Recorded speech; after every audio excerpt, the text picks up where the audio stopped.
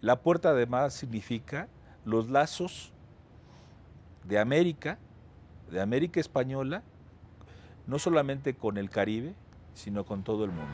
La puerta de mar es actualmente parte de este gran inmueble que es la aduana, pero fue y seguirá siendo un gran símbolo de lo que sería la entrada al comercio del mundo a México.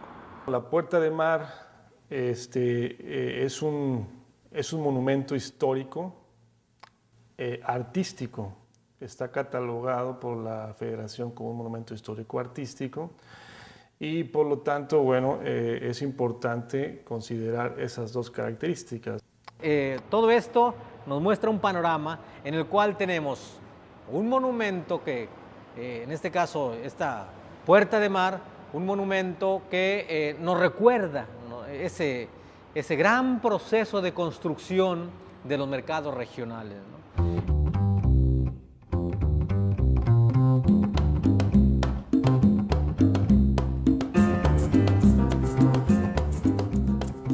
La puerta de mar, este elemento que está al frente y que da de cara a lo que era el Golfo de México, y dos volúmenes a los costados, semejante al que tengo aquí a la izquierda, que formaban parte del conjunto original. Un conjunto que está construido con los materiales que se utilizaron en el siglo XVII para todo el puerto de Veracruz y que, bueno, destaca la utilización del coral, de la piedra muca, combinado con el tabique. El coral utilizado mucho las partes que son de los muros y el tabique en lo que respecta a los elementos estructurales y ornamentales, como son las columnas y los arcos. La teoría principal de diseño es la simetría. Tenemos los números impares, es una característica de esta simetría, y sobre todo que al centro debe de existir un elemento de mayor importancia, y en este caso es la misma puerta, la principal de todas ellas, ¿no? La puerta presenta dimensiones mayores con respecto a las que se encuentran tanto del lado izquierdo y del lado derecho. Ese mismo cuerpo central es el único que tiene la presencia del arco, un elemento curvo que le da la jerarquía de ser la parte principal de todo lo que es el cuerpo.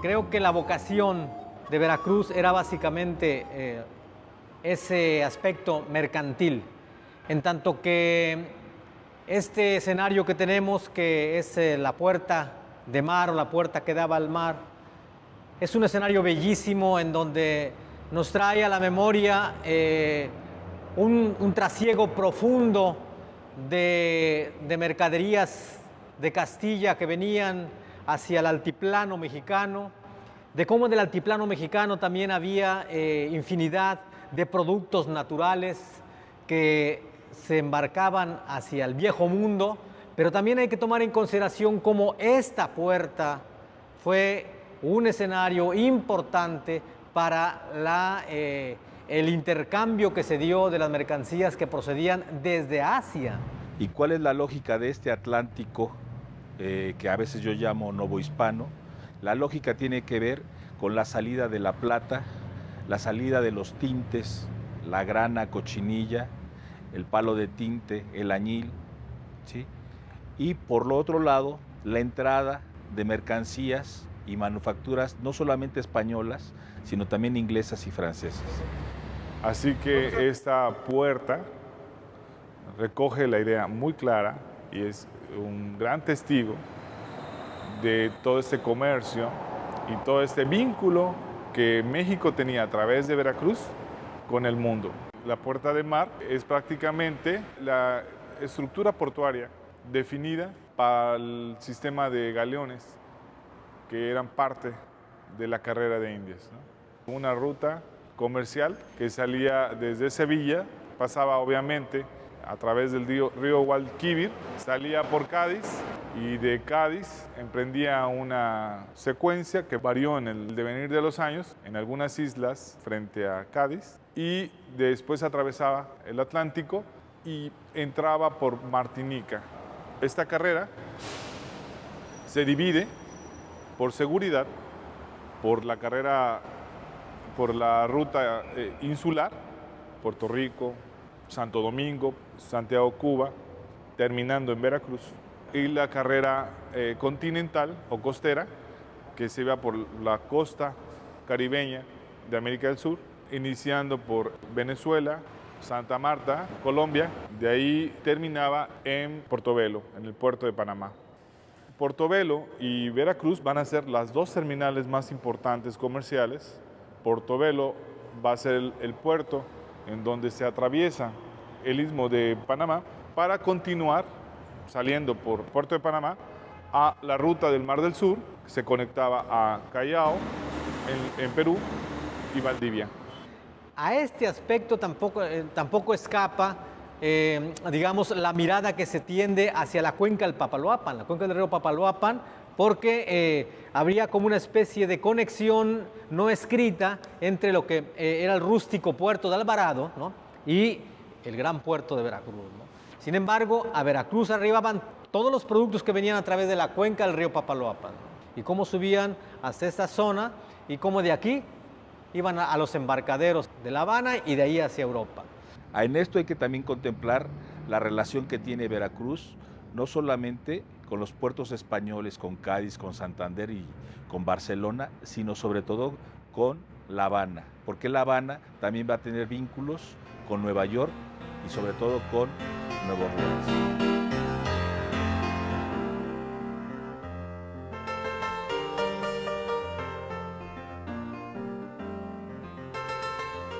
Esta puerta estaba conectada con el Camino Real de Veracruz a México. Estamos hablando de un camino del cual todavía quedan estructuras, un camino del cual te queda mucho por valorar por los veracruzanos. Estamos hablando de terraplenes protegidos, estamos hablando de un sistema de puentes construidos en el siglo XVIII, algunos XVII.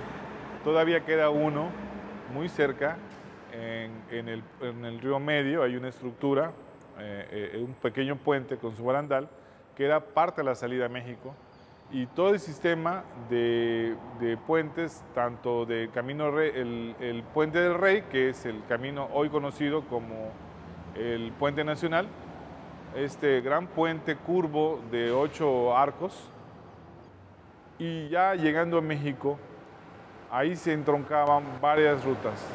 La ruta hacia el otro puerto comercial, que era Acapulco, que te conectaba hasta Nayarit, subía hacia Baja California, a la bahía de Monterrey. En Monterrey buscaban esa altitud para dejarse bajar por una corriente hasta las Islas Marianas y de ahí llegaban al puerto de Gavide, que era el puerto alterno de Manila, inmediatamente a llegar a Manila. Esta otra terminal comúnmente conocida como el Galeón de Manila, ¿no? Pero por esta puerta que estamos ahora aquí, también penetran los que van a alimentar los campos de caña de azúcar, ¿no? Es decir, la tercera raíz, como se les llama, ¿no? La mano de obra negra. Es decir, cómo esto vino a enriquecer ese crisol que hace un momento le decía que era pluriétnico, ¿no? Pues los negros vinieron casi a potenciar, ¿no?, esa mezcla, ¿no?, cultural, esa mezcla étnica, y que finalmente pasó por aquí, porque finalmente, como usted sabrá, parte del negocio mercantil era la trata de esclavos, ¿no? Colocarlos en Córdoba, colocarlos en la parte esa de Mandinga, por ejemplo, colocarlos en la misma, en San Andrés Tuxtla, o llevárselos hacia el altiplano, pues realmente implicaba un gran movimiento mercante, un gran movimiento también conectado de los muelles de Veracruz, o del muelle de Veracruz, hacia los caminos de arriería que estaban tierra adentro, por así decir, ¿no? Camino Real hacia las villas, ¿no?, y el de Jalapa. Otra ruta importante que salía de aquí era, llegando a México, se conectaba con el Camino Real de Tierra Adentro, que era el Camino de la Plata. Este Camino de la Plata va a generar una cantidad enorme, un rosario de ciudades impresionantes, de belleza excepcional, que hoy forman parte del patrimonio mundial de la humanidad, como lo va a ser la ciudad de Querétaro, Guanajuato, Zacatecas. Estas ciudades se conectan también con Durango, Chihuahua, hasta Santa Fe.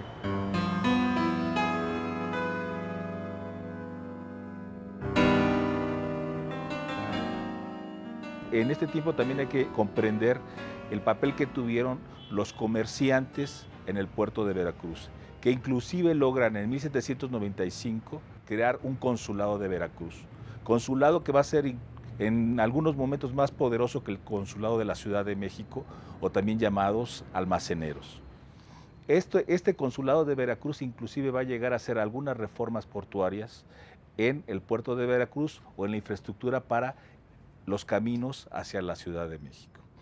Hay que entender también que este consulado va a albergar tanto a peninsulares, pero también a criollos que son comerciantes y que tienen vínculos no solamente con los empresarios o con los cargadores de Cádiz, sino también con La Habana, con Nueva York y con Nueva Orleans. De manera que a fines de la colonia nosotros vamos a encontrar que Veracruz es un gran centro comercial, es una plaza mercantil muy importante, no solamente para América, para Europa, sino a nivel mundial. ¿Por qué? Porque de Veracruz salía la plata monedada, las monedas que circulaban no solamente en España, o para que España pudiese pagar todas sus guerras marítimas, sino también en Inglaterra, e inclusive tenemos conocimiento que en India y en China circulaban los famosos pesos de cuño mexicano. Dentro del mismo diseño, para separar las columnas, se utiliza un término de diseño que se conoce como intercolumnio. Ese intercolumnio está controlado matemáticamente por la dimensión de la columna en lo que respecta al fuste. Este elemento es el fuste. Esta parte es la base y esta parte es el capitel. Rematando con este cuerpo horizontal que se conoce como entablamiento. Está seccionado en 3 áreas. La de abajo se conoce como arquitrabe. La de en medio se conoce como friso. Y la que remata se conoce como cornisa. Esto no es más que un sistema de columnas y arcos en ambos sentidos que, bueno, arman un espacio completamente libre en la planta con una serie de columnas y que precisamente su función era el de almacenamiento. Estamos todavía en el mismo siglo, en la misma época de la puerta. Tenemos aquí su cara frontal, lo mismo, es la parte que daba hacia el mar. Por medidas de seguridad, era un diseño de fachada compuesto por muros, pocas aberturas. Y los muros, bueno, con la presencia de la decoración, ya que era, pues, ahora sí que la primer vista de la ciudad y pues tenía que tener esa relevancia. Que le dabas la diferencia contra las otras 4 puertas que estaban en la parte de tierra del puerto de Veracruz. Esta era la más importante en dimensiones y en el estilo que se maneja en su diseño. En esta maqueta del periodo del siglo XIX podemos ver la importancia de la puerta de mar en el lienzo de muralla. El lienzo de mar está definido entre el baluarte de Santiago y el baluarte de la Concepción. Exactamente al centro está la puerta de mar. Junto a ella la va a acompañar el muelle de mampostería de descarga comercial de la Ruta de Indias y los 2 almacenes de la aduana. junto con digamos que la plaza portuaria, ¿no? Y la ciudad tenía, además de las puertas que estaban hacia el mar, otras más que eran puertas de tierra. Una muy definida y muy abierta, que era la puerta hacia México, exactamente hacia el norte. Otra segunda, que era la puerta de Acuña, que junto con la puerta nueva van a hacer la salida hacia Córdoba, hacia las ciudades veracruzanas, que era donde vivía la mayor parte de los comerciantes que venían en verano a la descarga comercial. Y una importante era la Puerta Merced, llamada así porque estaba junto a la iglesia de la Merced. Esta conectaba prácticamente al sureste y obviamente muy conectada, casi perpendicular a esta capilla hacia el camino del sureste, que era el Cristo. La Puerta de Mar era la mira de todo el Caribe. Estamos hablando que Veracruz, el puerto de Veracruz, era el puerto más importante de Nueva España. Y Nueva España era el virreinato más importante de España en América. Sin embargo, detrás de todo esto había una cuestión, la cuestión de la piratería, por ejemplo. La creación de una puerta, la creación de una muralla, fue justamente para resguardar a esta gran ciudad, que era una joya de España, ¿no? De esos ataques de piratas. De hecho, por eso las estructuras defensivas del Caribe se le llaman el escudo antillano, porque exactamente eso hacían, defendían la posibilidad en el siglo XVI y XVII que entraran los piratas, pero en el siglo XVIII había algo peor, la Armada Invencible de Inglaterra, ¿sí? Por la Armada Invencible se perdió Florida, cuando en 1762 toman los ingleses La Habana, la toman casi un año y precisamente la regresan porque ya se les cambia por Florida. Entonces, estamos hablando de momentos muy importantes. También la Armada Invencible ataca Cartagena y la Armada Invencible ataca San Juan de Puerto Rico. Aquí en la costa de Veracruz teníamos muy cerca, aquí en Boquilla de Piedra, teníamos un nido de piratas. Abajo de Alvarado, un poquito hacia abajo, donde actualmente está unas zonas bellísimas, casi inexploradas, de lo que es San Andrés y toda esa parte de la Laguna Escondida, ¿no? Son playas preciosas, pero que allá había otro nicho de piratas. Y Cabo de San Antonio. Entonces, esta piratería, ¿sí? Estaba únicamente esperando el momento en que España se abriera para entrar, ¿no? Pero finalmente no podía entrar de una manera descarada.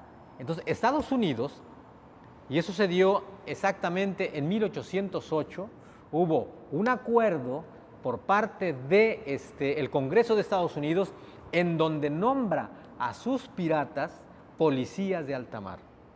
Y en ese sentido, Veracruz se torna protagónico. ¿Por qué?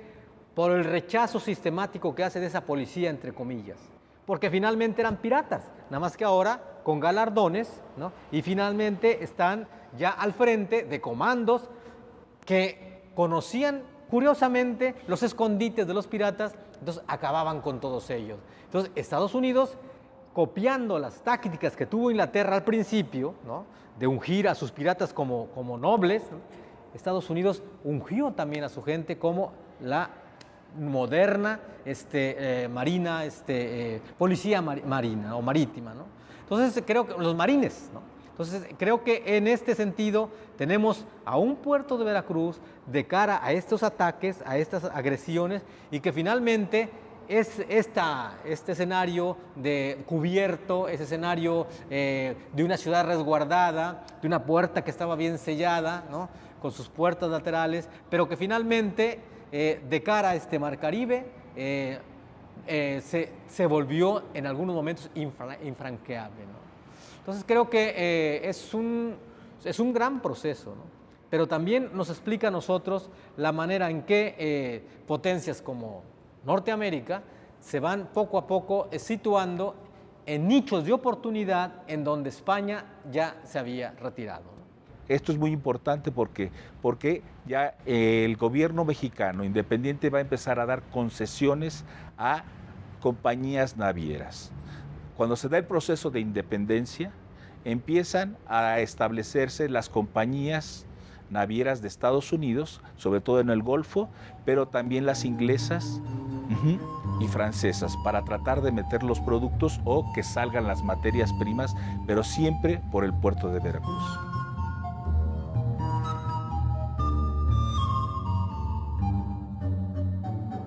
Este concepto de arquitectura se mantiene durante siglo y medio sin alteración alguna. Cuando en el siglo XIX se demuele la muralla, no se demuele la puerta de mar. Por lo contrario, la puerta va a servir, además de puerta comercial, va a ser una puerta migratoria. Cuando llegamos a principios del siglo XX, o más bien a finales del siglo XIX, puntualizando durante la administración del presidente Porfirio Díaz, Veracruz se convierte en un puerto de altura y requería de transformar sus instalaciones, sobre todo la infraestructura de la aduana. Porfirio Díaz de alguna forma hereda la nueva manera de reestructurar lo que sería el campo mexicano. Estamos hablando de que el campo mexicano,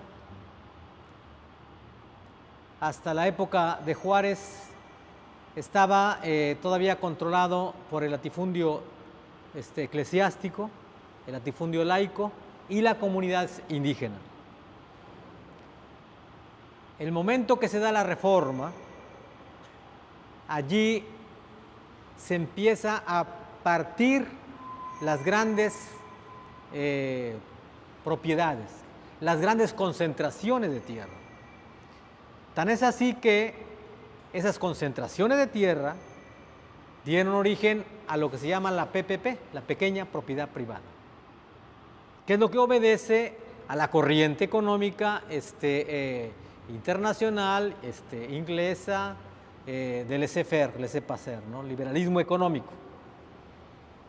Eso lo supo capturar Porfirio Díaz para aplicarlo al campo mexicano y de alguna manera dedicarse él a importar todo lo que iba a ser la modernización de México. La salida, como él llamaba, del México rural o del México bárbaro hacia su traspaso hacia una era o hacia un boom de modernidad, ¿no? En donde hubiera orden, paz y progreso. Durante el periodo del porfiriato hay la intención por parte de Porfirio Díaz de que haya un ensanchamiento del puerto. Se hace una concesión a la compañía Pearson, que ya había hecho una obra hidráulica en el Valle de México, pero en el caso, la idea en el puerto es ganarles terrenos al mar. No solamente era ganarles terrenos al mar, sino crear una infraestructura portuaria que permitiera la entrada de barcos de gran calado. Ya no eran los tradicionales barcos de vela, sino van a ser los barcos transatlánticos o los barcos de vapor. ¿Sí? Se va a crear un muelle de acero, se va a ganar 100 hectáreas al mar para poder hacer esa infraestructura portuaria. También interiormente se va a electrificar el puerto, se va a dotar de agua purificada al puerto, van a empezar los tranvías. En ese sentido estamos hablando de que este hombre visionario estaba preparando su administración para N cantidad de años. El hecho de que estuviera construyendo este edificio, ¿no?, de la aduana entre 1902 y 1908, estamos hablando de que él jamás estaba intuyendo que vendría una conflagración social que lo quitaría del poder. El segundo fundamento sería la comunicación de precisamente estos barcos que iban a llegar a través de un sistema de faros, y por lo cual se construyó el edificio de faros. Sí. Pues el puerto es un reflejo de esa necesidad de grandeza que tenía el dictador, ¿no? o el viejo gobernante, que si bien es cierto empieza como héroe de la batalla el 5 de mayo, termina verdaderamente odiado por la gran mayoría de la población. Y la gente que empezó con él al principio pues fue envejeciendo también y en realidad ya era una administración de senectos, ¿no? Sin embargo, tenían la visión modernizante. Y en ese sentido estamos viendo en un puerto de Veracruz, en donde pone un faro moderno, un faro para atraer, ¿no?, a las nuevas embarcaciones, ¿no?, que cruzaban las aguas del Atlántico y que llegaban a esta bahía, Veracruz, San Juan de Ulúa, para el tráfico mercantil, ¿no? Otro elemento sería las comunicaciones telegráficas y correos, que lo destinaría en un edificio, un palacio hermoso, igual neoclásico, ecléctico, destinado a las comunicaciones, paqueterías, correos.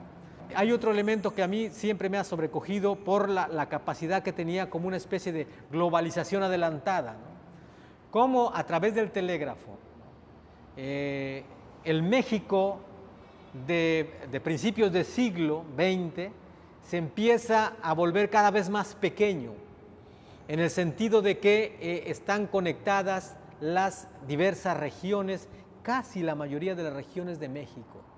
Una cuarta instalación sería el ferrocarril, la terminal de ferrocarril, que precisamente conectaría a estas rutas navieras a los vagones de carga que distribuirían en todo el país.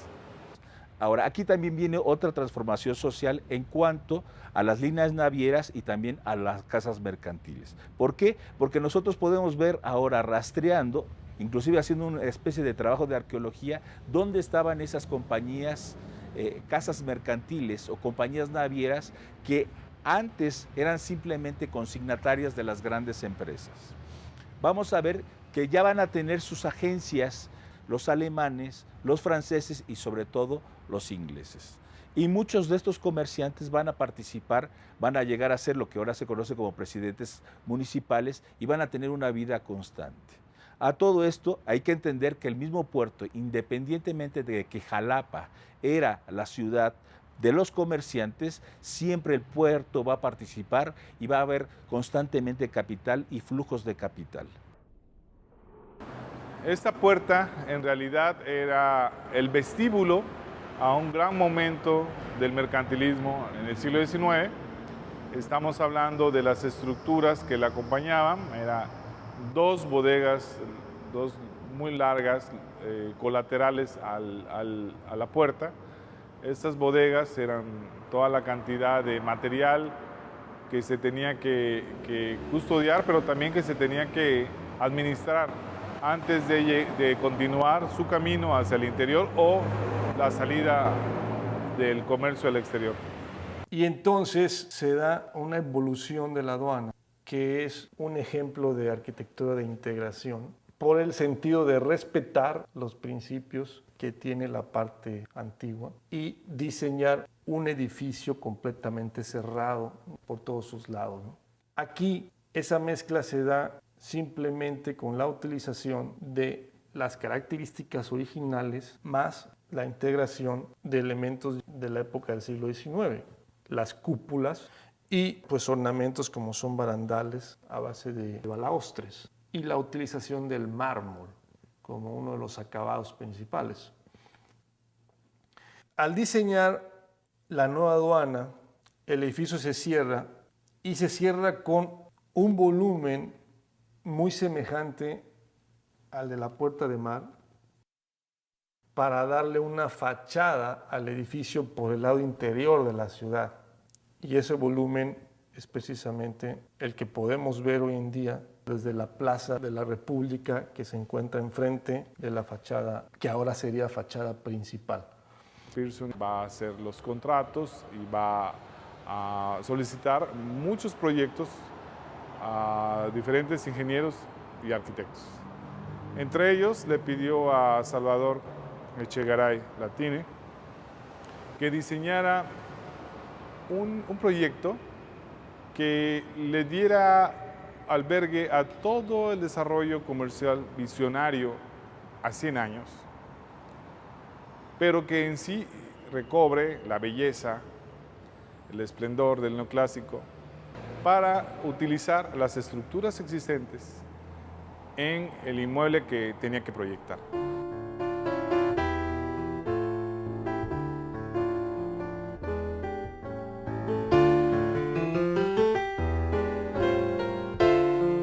Aquí tenemos ya el volumen del siglo XX. Esto se termina en 1902. Es un diseño que se hace a finales del siglo XIX, donde nos permite ver la relación que mantiene con la Puerta de Mar. Obviamente estamos hablando de dos épocas distintas. Este es un cuerpo totalmente muy puro, donde solamente destacan los elementos que están trabajando estructuralmente y tienen alguna función muy puntual. Y este es un cuerpo que parte del antiguo, pero que ya tiene un diseño donde hay un manejo más de volumetría. La diferencia está en el juego del volumen, trabajando dos planos, pero conservando el elemento de jerarquía al centro. En este caso, los elementos de la época que se le integran son los remates a base de los frontones. En las esquinas son puros tableros. Aquí la constante pues es las columnas y la variante es que en lugar de ser una sola columna, se manejan dos. Se le da el nombre de columnas geminadas desde la época del Renacimiento. Ese contraste, los arquitectos lo hacen despegando obviamente las columnas del muro y manejando estas líneas horizontales que se llaman platabandas. Y ya como parte de la ornamentación se tiene el manejo de las celosías.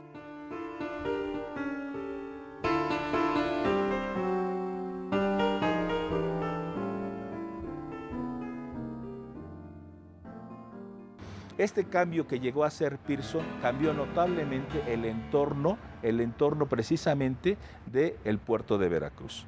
¿Por qué? Porque Veracruz en ese entonces se va a poner a la punta de muchos puertos, tanto como Barcelona, como Málaga, como Nueva Orleans y como Nueva York. Esto es muy importante. Esto es muy importante porque la idea también de Porfirio Díaz era apoyar a las casas mercantiles, sobre todo a las nacionales o locales, para que pudieran participar.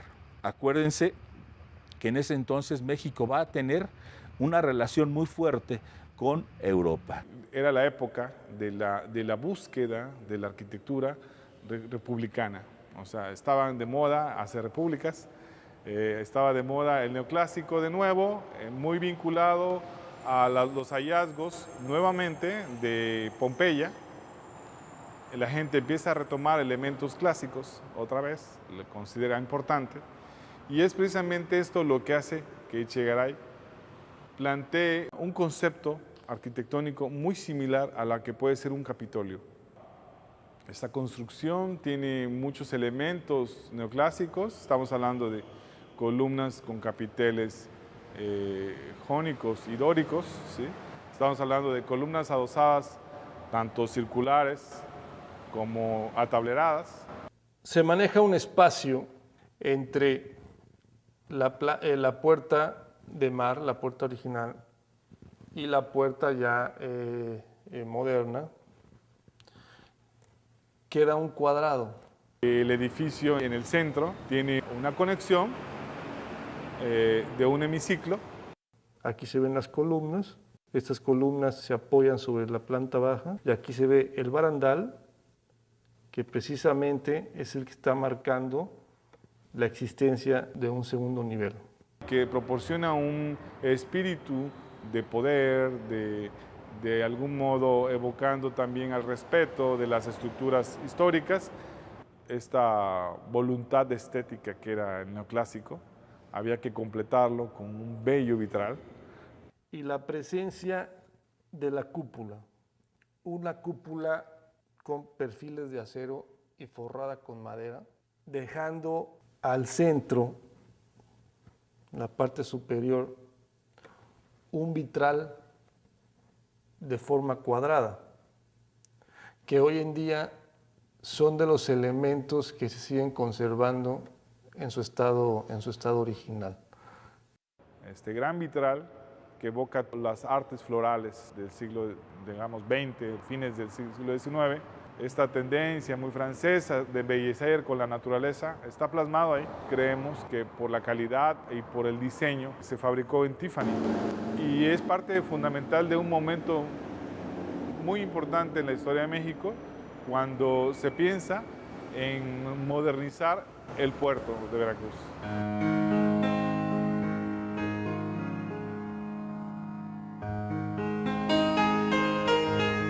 Hasta la fecha nosotros podemos ver la misma infraestructura que dejó la compañía Pearson, solamente que se va a continuar poco a poco con ese movimiento transatlántico. ¿Cuál es el otro problema de por qué Veracruz no pudo en el siglo XX igualarse con los otros puertos? Aquí hay un problema que es muy serio, que los gobiernos mexicanos no pudieron armar una gran compañía naviera, ya fuera gubernamental o particular. Eso quiere decir que precisamente el movimiento marítimo mercantil va a estar controlado por empresas navieras, inclusive suecas, finlandesas, pero también de las inglesas, las norteamericanas y las francesas. La vista hacia el interior de estos volúmenes laterales parten de los principios de la vista hacia el mar. Aquí también se tiene un juego de dos planos. Hay un plano detrás. El plano del frente es muy transparente, es decir, maneja aberturas que permiten la visibilidad hacia el plano de atrás. Es exactamente el mismo tratamiento de pilastras geminadas empotradas al muro, encontrándose una ventana cada dos pilastras. En la parte superior el edificio remata precisamente con un entablamiento de orden dórico, compuesto por sus arquitraves, su friso y su cornisa, donde el friso, bueno, pues tiene sus triglifos. Y en la parte inferior presenta un rodapié con un tratamiento a base de las platabandas. Estas platabandas son el elemento que mantiene una relación muy fuerte entre el volumen central de la puerta central, de la puerta principal, y el volumen lateral. Considero que este edificio marca la pauta a la primera idea, a la primer escalón de conservación de México, porque es precisamente este momento en que Echegaray considera salvar la puerta de mar como un vestigio importante de la historia comercial de México al mundo, ¿no? En su aspecto artístico, estético, tiene una relación muy fuerte, ¿no? A pesar de que hay una diferencia en siglos de construcción, estéticamente mantiene una integración en todos sus elementos, ¿no? Una relación integral, ¿no? Y eso lo hace ser un edificio que sea considerado como monumento, ¿no? Artístico, precisamente. Todo esto nos muestra un panorama en el cual tenemos un monumento que, en este caso, esta puerta de mar, un monumento que nos recuerda, ¿no?, ese gran proceso de construcción de los mercados regionales, ¿no? Y el hecho de que lo estemos planteando desde Veracruz es interesante porque a nosotros nos da otra visión con respecto a la construcción de los espacios, ¿no?, económicos que se están estableciendo durante un gran proceso colonial, ¿no? Solamente hasta los años 80, 90 viene otra nueva lógica portuaria. Aquí hay una cosa muy interesante dentro de los estudios navieros, que los puertos se van separando de lo que es la ciudad de origen. Uno puede llegar ahora a Veracruz, a Coatzacoalcos, a Tampico y ve que hay una diferencia entre lo que es el puerto, las actividades portuarias y lo que es la ciudad en sí.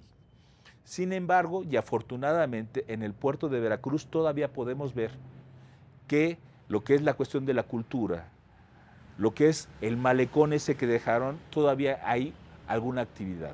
Pero a veces se pierde precisamente por esos grandes patios que hay en todos los puertos mexicanos, la era de los contenedores, en donde se va perdiendo el espacio histórico, y ahora lo que se tiene que hacer es precisamente reconstruir esta historia para que la misma gente, los jarochos, entiendan lo que es su historia, ¿no?